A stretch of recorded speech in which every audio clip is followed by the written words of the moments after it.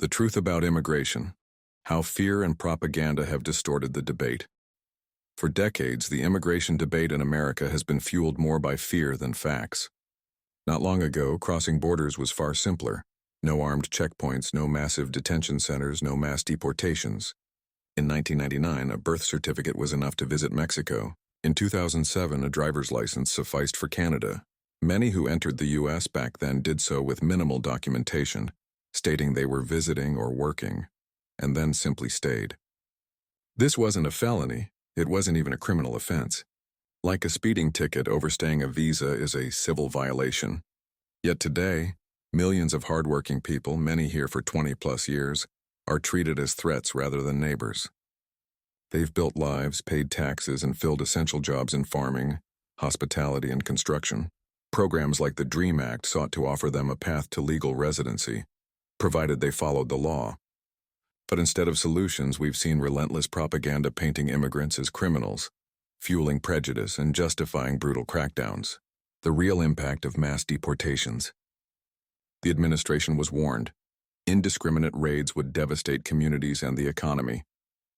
Last week, a major meatpacking plant was shut down after ICE detained 80% of its workforce. Restaurants, stores, and farms are collapsing because workers and customers are too afraid to leave their homes. This isn't just cruel, it's self-sabotage.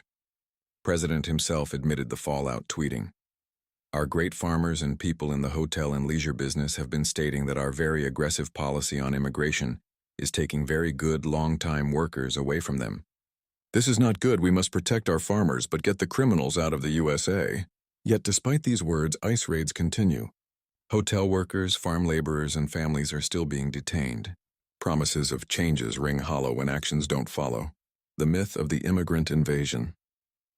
Fearmongers would have you believe foreign-born populations are exploding. But here's the reality. State, foreign-born population. For California, 27.3%, Texas, 17.9%, Florida, 22.1%, New York, 23.1%, New Jersey, 24.2%, Missouri, 4.8%, Arkansas, 5.3%. In many states, immigrants make up a small fraction of residents, far lower than the crisis narrative suggests. So why the outrage? Because propaganda works. Repeat a lie enough and it becomes common sense. What's next? Hindsight is 20/20, but foresight is clearer. 1. Mass deportations hurt Americans too. Empty farms mean higher food prices. Lost workers mean shuttered businesses. Most immigrants aren't criminals. They're people seeking safety or work, just like our ancestors. 3. Solutions exist. Visa reforms, residency programs, and humane enforcement could fix this.